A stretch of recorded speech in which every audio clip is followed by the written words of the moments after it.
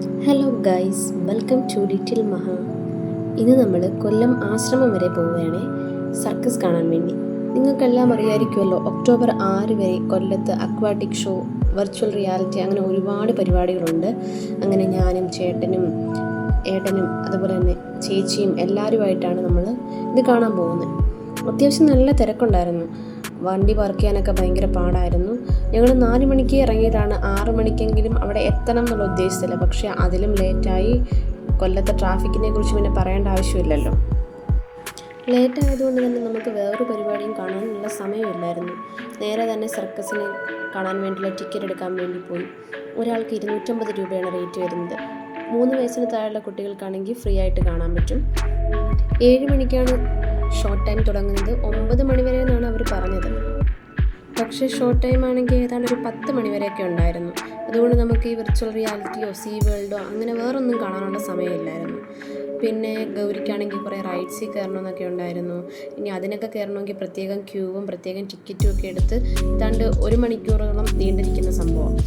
അതൊക്കെ അതുകൊണ്ട് ക്യാൻസൽ ചെയ്തു. ജസ്റ്റ് ഗൗരി ലൈറ്റ്സൊക്കെ കാണിച്ച് പിന്നെ അവൾക്ക് വേണ്ടുന്ന കുറച്ച് ലേസും കാര്യങ്ങളും ഒക്കെ മേടിച്ചു കൊടുത്തു.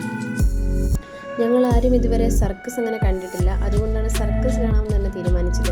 പിന്നീട് അവിടെ പാനിപ്പൂരി കൊടുക്കുന്നുണ്ട്. പിന്നെ അവിടെ പോയി ചന്നാ മസാല എന്ന് പറയുന്നൊരു സംഭവം നമ്മൾ എല്ലാവരും ടേസ്റ്റ് ചെയ്തു. ഒരെണ്ണം മാത്രമേ ഓർഡർ ചെയ്തുള്ളൂ. അതെല്ലാവരും ജസ്റ്റ് ടേസ്റ്റ് ചെയ്തു. ഇതുവരെ ഞാൻ ചന്നാ മസാല കഴിച്ചിട്ടില്ല. കുഴപ്പമില്ലാത്ത ടേസ്റ്റായിരുന്നു. ആദ്യമായിട്ടാണ് ഞാൻ ചന്നാ മസാല കഴിക്കുന്നത്. പക്ഷേ എങ്കിലും കുഴപ്പമില്ല.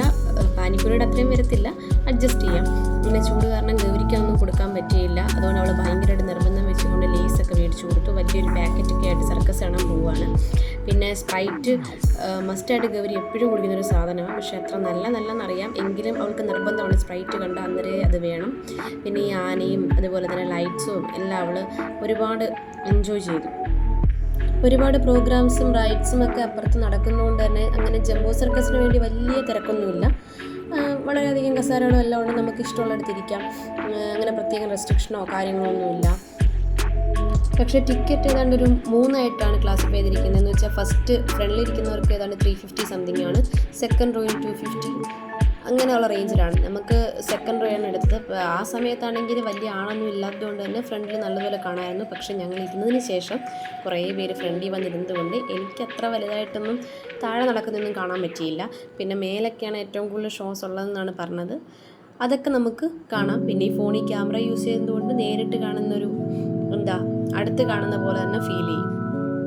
സർക്കസിനുള്ളിൽ കയറിയപ്പം തന്നെ നമുക്ക് ആ ജോക്കർ ഫിലിമിൽ ഒരു ഫീലിംഗ് ആയിരുന്നു. അവിടെ നടക്കുന്ന മറ്റേ ഫിലിം കണ്ടതിൻ്റെ വെച്ച് അവിടെ നടക്കുന്ന കണക്കാണ് എല്ലാം എന്നൊരു തോന്നലായിരുന്നു. പിന്നെ ഇടയ്ക്കിടയ്ക്ക് നമുക്ക് സ്നാക്സും സാധനങ്ങളുമായിട്ടൊക്കെ ആൾക്കാർ വരും. നല്ല അടിപൊളി ഐസ്ക്രീമായിരുന്നു ലാസയുടെ. അത്യാവശ്യം നല്ല ടേസ്റ്റി ആയിരുന്നു. പിന്നെ ഈ ഗേൾസൊക്കെ ഓരോന്ന് ചെയ്യുന്ന കാണുമ്പോഴൊക്കെ നല്ല മനസ്സിന് ടെൻഷനുണ്ട്. കാര്യം എന്തെങ്കിലും ഒന്ന് വീഴുവോ എടുക്കുവോ, ഇച്ചിരി നല്ല ഡേഞ്ചറായിട്ടുള്ള കാര്യങ്ങളൊക്കെയാണ് അവർ ചെയ്തത്. ഇതിനിടയ്ക്കാണെങ്കിൽ ഒരു ഫയർ ഷോ ഉണ്ടായിരുന്നു. അത് സ്റ്റാർട്ട് ചെയ്തപ്പോൾ തന്നെ അതങ്ങ് ഫെയിലായിപ്പോയി. അപ്പോഴേ അയാളുടെ മുഖത്തെല്ലാം തീയൊക്കെ പിടിച്ച് അതൊരു ഭയങ്കര ഡേഞ്ചറായിരുന്നു. എല്ലാവർക്കും ഒരുപാട് വിഷമമായി അയാൾ ഇറങ്ങി ഓടുകയൊക്കെ ചെയ്ത്. സർക്കസ് ഒരു എൻജോയ്മെൻ്റ് ആണെങ്കിലും അതിൻ്റെ പിന്നിൽ അവരുടേതൊരു ഹാർഡ് വർക്ക് അല്ലെങ്കിൽ മറ്റു കാര്യങ്ങളൊക്കെ നമുക്ക് ഭയങ്കര റിയലി കാണുമ്പം അത്ര ഒരു എൻജോയ്മെൻ്റായിട്ട് ഫീൽ ചെയ്യത്തില്ല. നമ്മളിങ്ങനെ ടെൻഷൻ അടിച്ചിരുന്ന് കണ്ടൊരു സംഭവമായിരുന്നു. എങ്കിലും അവർ ഒരുപാട് സെക്യൂരിറ്റീസൊക്കെ അവിടെ കൊടുക്കുന്നുണ്ട്. പഴയ കണക്കൊന്നുമല്ല, ഫിലിമിൽ കാണുന്ന കണക്കോ അങ്ങനെയൊന്നുമല്ല. ഒരുപാട് സെക്യൂരിറ്റീസും കാര്യങ്ങളും താഴെ മെത്തിയൊക്കെ ഇട്ടാണ് ഓരോന്നും ചെയ്യുന്നത്. പിന്നെ ആനിമൽസിൻ്റെയൊക്കെ സംഭവങ്ങൾ വളരെ കുറച്ചേ ഉള്ളായിരുന്നു. ജസ്റ്റ് ഡോഗും ഒരു ഹോഴ്സും അങ്ങനെയൊക്കെ ഉള്ളായിരുന്നു. ഇതിനെല്ലാം ശേഷം ഞങ്ങളാണെങ്കിൽ ഇറങ്ങിയപ്പം തന്നെ 10 മണിയൊക്കെ കഴിഞ്ഞു. പിന്നെ ഡ്രൈവ് ചെയ്തിങ്ങെത്തി. കൈമാസ് മാത്രമേ തുറന്നിട്ടുള്ളായിരുന്നു. ഏതാണ്ട് 11 മണിയായി. അങ്ങനെ കൈമാസിൽ കയറി ബിരിയാണിയൊക്കെ ഓർഡർ ചെയ്തു. ഒന്നും പറയാനുള്ള സൂപ്പർ ബിരിയാണിയാണ് കൈമാസിൽ. ചിക്കൻ ബിരിയാണിയാണ് ഓർഡർ ചെയ്തത്. കൂടെ പൊറോട്ടയും ബീഫും എല്ലാം ഉണ്ടായിരുന്നു. ഗൗരിക്ക് ഏറ്റവും ഇഷ്ടപ്പെട്ട ബിരിയാണി.